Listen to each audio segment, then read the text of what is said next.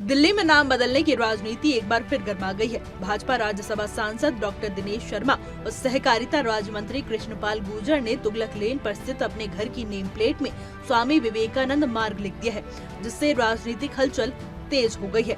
हालांकि अभी आधिकारिक रूप से सड़क का नाम नहीं बदला गया है। सांसद दिनेश शर्मा ने अपने आधिकारिक सोशल मीडिया अकाउंट पर लिखा है कि नई दिल्ली स्थित नए आवास सिख स्वामी विवेकानंद मार्ग तुगलक लेन में सपरिवार विधि विधान पूर्वक पूजन अर्चन कर गृह प्रवेश किया। उन्होंने इस पोस्ट के साथ गृह प्रवेश की कई फोटोज भी शेयर की। इन्हीं फोटोज में उनके आवास के बाहर लगी नेम प्लेट पर स्वामी विवेकानंद मार्ग लिखा दिख रहा है, जिसके बाद ये मुद्दा चर्चा में आ गया है। इस पर दिनेश शर्मा की सफाई भी आ गई है और उन्होंने नेम प्लेट पर विवेकानंद मार्ग लिख दिए जाने की अलग ही वजह बताई है। उन्होंने कहा, ये सामान्य प्रक्रिया है कि जब कोई किसी घर में जाता है तो नाम पट्टिका लगा दी जाती है।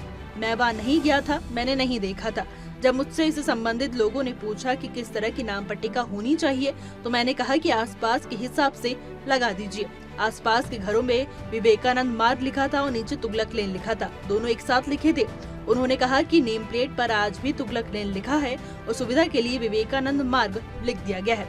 मैंने कर्मचारियों से पूछा तो उन्होंने कहा कि गूगल पर वो स्थान विवेकानंद रोड नाम से आता है। ऐसा इसलिए लिखा है ताकि लोगों को विवेकानंद रोड और तुगलक लेन में भ्रम न हो। मैं जानता हूं कि सांसद को सड़क का नाम बदलने का अधिकार नहीं है। ये राज्य सरकार और नगर निकाय का काम है। इसके लिए एक प्रक्रिया होती है।